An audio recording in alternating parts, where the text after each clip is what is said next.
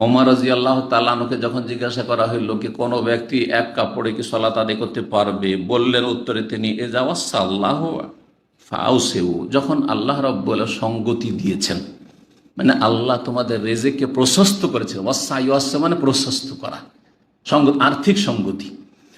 তোমাদের আল্লাহ যখন এই আর্থিক সঙ্গতি দিয়েছেন বা সচ্ছলতা দিয়েছেন, ফাউসিউ, সুতরাং তোমরাও সচ্ছলভাবে খরচ করো।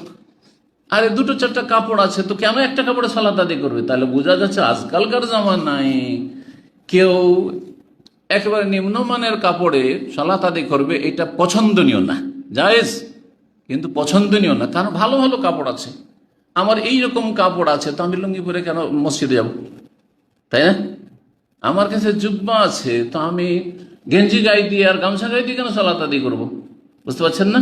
এই যে অবস্থা আল্লাহ, যখন আল্লাহ তোমাদের আর্থিক সঙ্গতি দিয়েছেন বা সচ্ছলতা দিয়েছেন, ফাউসু, তোমরা প্রশস্ত করো নিজের জীবনটাকে, আর্থিক সচ্ছলতা প্রকাশ করো যে আল্লাহর নিয়ামত, আল্লাহ শুকরিয়া আদায় করছি, কিন্তু সেটা একটা সীমার মধ্যে থাকতে হবে। এমন নয় যে আমার টাকা আল্লাহ আমাকে দিয়েছে, আমার ছেলে মেয়েকে আমি কিনে দিচ্ছি, আমার ছেলে মেয়েকে ভালো ভালো খাওয়াচ্ছি, অসুবিধাটা কি? অথচ পাশের লোক খেতে পায় না। বর্তমান পরিস্থিতি এরকম, একটা পয়সা আল্লাহ রাস্তায়, মানুষ চিকিৎসা পাচ্ছে না, মানুষ মরে যাচ্ছে চিকিৎসা বেগর, মানুষ আপনার না খেয়ে মরে যাচ্ছে, মানুষের শীতের বস্ত্র নেই, আর আপনার বাড়িতে প্রতি বছরে আর প্রতি ঈদে বস্ত্রের শেষ নেই। আপনার কোথায় রাখবেন জায়গা পাচ্ছেন না, এক এক বাচ্চার পোশাক। নাজায়েজ কাজ এগুলো, এটা চলবে না। দেখতে হবে যে আপনার জীবনের তিনটা স্তর রয়েছে মানুষের প্রয়োজন মেটানোর, তিনটা স্তর। একটা হচ্ছে জরুরিয়াত, সবসময় রাখবেন, মানে একবারে জরুরি, সেটা অবশ্যই করতে হবে। আমার জন্য কতটা জরুরি? দুটো লুঙ্গি জরুরি মোটামুটি। আজকালকার জামানায় দুটো লুঙ্গি না হলে একটি চলতো, কিন্তু একটা বললাম না, দুটো লুঙ্গি আমার জন্য জরুরি, কিন্তু তিনটি না, জরুরি না। চারটি পাঁচটি আমার লুঙ্গি থাকা কোনো জরুরি নয়। জরুরিয়াত হচ্ছে দুটো লুঙ্গি, জুব্বা দুটো জরুরি মোটামুটি, ঠিক না? এইগুলো একটা অথবা দুটা ধরেন জরুরি। স্যান্ডেল মোটামুটি চলার মতো একটা স্যান্ডেল জরুরি, আমার দুটো তিনটা স্যান্ডেল থাকতে হবে। চলেন আর একটু বাড়িয়ে বললাম, শীতকালের জন্য একটা জুতা একটা স্যান্ডেল, এটা জরুরি বলতে পারেন আজকালকার জামানা হিসাবে, ঠিক কিনা? কিন্তু যদি চারটা পাঁচটা হয়, এক একটা জুতা 500 রিয়াল, হ্যাঁ, এক একটা জামা আপনার 250-300 রিয়াল, অথচ আশেপাশের লোকের খেতে পাচ্ছে না, আশেপাশের লোকের বস্ত্র নেই, বাড়ির নেই, গৃহহীন, জায়েজ না? না, মোটেই না। এমন মুসলিম হওয়া উচিত নয়। আর আপনি ফাস্টফুড খাওয়াচ্ছেন, ছেলে মেয়েদেরকে ভালো ভালো হোটেল নিজে খাওয়াচ্ছেন, না না, এটা একজন মুসলিমের চরিত্র নয়। তো কি বললাম, জরুরিয়াত, জরুরিয়াত অবশ্যই করুন আপনি। আচ্ছা, আজকালকার যেমন একটা মোবাইলও জরুরি, মোবাইল জরুরি, যার শুধু টেলিফোন করতে হয়, রিসিভ করতে, তার জন্য ছোট মোবাইলই যথেষ্ট, এটি জরুরি, দরকার নাই যে এই ফোন লাগবে। কিন্তু যার না আরো কিছু, আমার হোয়াটসঅ্যাপ, ইমো, আরো কিছু লাগে, তখন এরকম একটা স্মার্টফোনের প্রয়োজন, এটাও জরুরি বলবো। কিন্তু সেটা ধরেন 1012 রিয়াল পাওয়া যাচ্ছে, 5000ও আছে, 3000ও আছে। 3000টা জরুরি? মোটেই জরুরি না। তাহলে দ্বিতীয় যে স্তরটি, জরুরি অবশ্যই করুন, তারপরে দ্বিতীয় স্তর যেটা, সেটা হচ্ছে হাজিয়াত। জরুরিয়াতের পরে হাজিয়াত, প্রয়োজন কিন্তু জরুরি না, প্রয়োজন কিন্তু জরুরি না। মাঝে মাঝে টেলিফোনটা একটু হ্যাং হয়ে যায়, ডিস্টার্ব করে, কিন্তু কাজ চলে যাচ্ছে, ঠিক আছে, একটু প্রয়োজন আরেকটু ভালো মডেলের ফোন, ঠিক আছে। মাঝে মাঝে এরকম একটা কাপড়ের বা এরকম ধরনের প্রয়োজন হয়ে যায়, মাঝে মাঝে বাসাতে এই ধরনের কিছু প্রয়োজন হয়ে যায়, তাহলে সেটা হাজিয়াত। যদি আল্লাহ সচ্ছলতা দেন, সচ্ছল, আর আশেপাশে না খেয়ে মানুষ মরে যাচ্ছেন না, তারও চলছে কিন্তু অভাবী আছে, তাহলে আপনার প্রয়োজনগুলি পুরা করুন, প্রয়োজনগুলি পুরা করুন, হাজিয়াত এটা। তৃতীয় স্তর যেটা, সেটা হচ্ছে কামালিয়াত, জীবনের পূর্ণতা, একদম পারফেক্ট। সবাই যেরকম খুব ভোগ বিলাসের জীবন যাপন করছে, ওই রকম আমি আমার ছেলে মেয়েরও ভোগ বিলাসের জীবন যাপন করুক না, এটা মোটেই পছন্দনীয় না।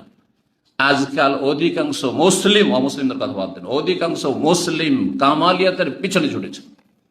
কামালিয়াতের মধ্যে হচ্ছে ভালো ভালো আতর রাখা, সুগন্ধি, ভালো ভালো স্প্রে, ভালো ভালো ক্রিম, দামি দামি, আর তো কত রকমের তেল আর মেকআপের ব্যবস্থা, আর কামালিয়াতের মধ্যে হচ্ছে যে একটা আমার একদম নতুন মডেলের আইফোন থাকতে হবে, না হয় আপনার গ্যালাক্সি থাকতে হবে, সেটা নতুন নতুন যেগুলো আসছে এগুলো কামালিয়াত। আজকাল যেসব মহিলারা চাকরি করে তাদের পয়সা দিয়ে কোনো পরিবারের ভরণ পোষণ হয় না, ইল্লা মাশাআল্লাহ। পুরুষরাও খানিকটা ওইদিকে ছুটেছে, কিন্তু মহিলাদের বিশেষভাবে যে যে চাকরি বাকরি আর ইনকাম যেগুলো, সেই দিয়ে কি হচ্ছে, শুধু এই কামালিয়াত তারা করে থাকে। দামি দামি পারফিউম, দামি দামি এই সেই, দামি দামি হোটেলে খাওয়া দাওয়া, চল আজকে অমুক হোটেলে একটা শুনেছি খুব ভালো খাবার হয়, চল একটা নতুন একটা ওখানে খুলেছে খুব ভালো খাবার, খুব টেস্টি, চল ওখানে চল, ওখান থেকে অর্ডার কর। আরে এখান থেকে খোবারে হাঙ্গার স্টেশনে যারা কাজ করে, হ্যাঙ্গার নাই 30 টাকা, কথা বোঝা গেছে। আর যেই কফিটা খাবে বা যে চাটা খাবে অথবা এই ধরনের কোনো খাবার, সেটার দাম হচ্ছে 10 টাকা। ওয়াল্লাহ শুনেছি, 10 টাকার জিনিস 30 টাকা প্লাস দিয়ে 40 টাকা খায়। আল্লাহ হারাম এগুলো। এই জন্য আল্লাহ নিয়ামত দেননি, এই জন্য আল্লাহ নিয়ামত দেননি। আস্তাগফিরুল্লাহ ওয়া আতুবু ইলাইহি। কখনো না। আপনাকে আল্লাহ দিয়েছেন, আপনি পাশে দেখেন, আশেপাশে কত লোক অসহায় রয়েছে, কত লোকের এখানে কাজ নেই, কত লোক একামা বানাইতে পারে না, কত লোক এখান থেকে টিকিট নেই যেতে পারছে না, কত লোক কত অভাবে আছে, সেগুলো না করে আপনি এখানে ফুটানি মারাচ্ছেন। আউযুবিল্লাহি মিনাশ শাইতানির রাজিম। আল্লাহ যেন হেফাজত করেন। তাহলে 3টা স্তর বুঝতে পেরেছেন।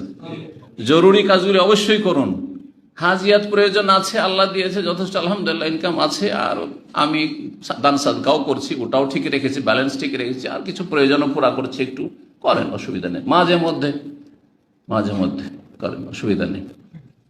জানেন, যারা ফ্যামিলি নিয়ে থাকেন তারা সমুদ্র বিচে যান না?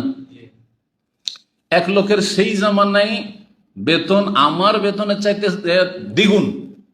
দ্বিগুণের বেশি। সেও একজন মৌলভী সাহেব, পাকিস্তানের। সে আমাকে টেলিফোন করেছে, 2004-05 ঘটনা।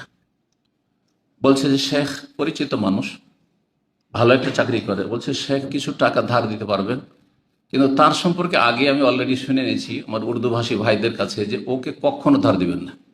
ও যদি একবার ধার পেয়ে যায়, মৌলভী সাহেব ঠিক, কিন্তু ও আপনাকে যে পরেশান করে ছাড়বে, আপনি ভদ্র মানুষ, কখনো দেবেন না, না চাইলে দেবেন না, এত বদ চরিত্র। বলছে 500 টাকা দিয়ে আমি পরীক্ষা করেছি, একজন নিউ মুসলিম আমাকে বলেছিল। তা আগে থেকে আমি সতর্ক সাবধান ছিল, অলরেডি আমার কাছে নলেজ ছিল। আমি বলছি জাযাকাল্লাহ খায়ের। যখন চাইলো আমাকে, তো আমি বললাম যে আপনার বেতন আমার ডবল, আর আমার দেখেন বাচ্চা, তখন প্রায় আমার 9টা ছিল না, কিন্তু 7টা বা 6টা তো ছিলই, 5টা-6টা ছিল মোট কথা, মনে নেই ঠিক। তো আমার এত বড় সংসার, তো আপনাকে কি করে আমি ধার দিতে পারি? অথচ আমি ইচ্ছা করলে আলহামদুলিল্লাহ আমি এমনভাবে জীবনযাপন করি, যে কোনো 500 টাকা আমি ধার দিতে পারবো, কিন্তু জানি যে একে দিলে আর ফিরে আসবে না, মুশকিল আছে। আমি বললাম কি করে দিতে পারি বলেন দেখি। পরে ওর খবর নিলাম যে এই লোক এত টাকা বেতন পায়, ধরেন 3,500 থেকে 4,000 যদি বেতন পায়, চিন্তা কম নাকি, এতটা রিয়াল।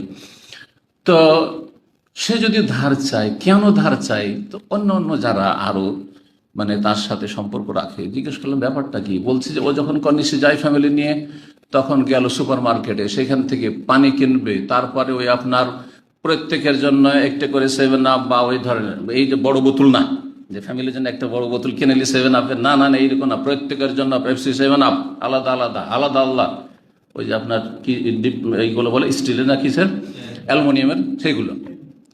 চিন্তা করেন, এইভাবে জীবনযাপন করে। আমরা জীবনে করি না এরকম।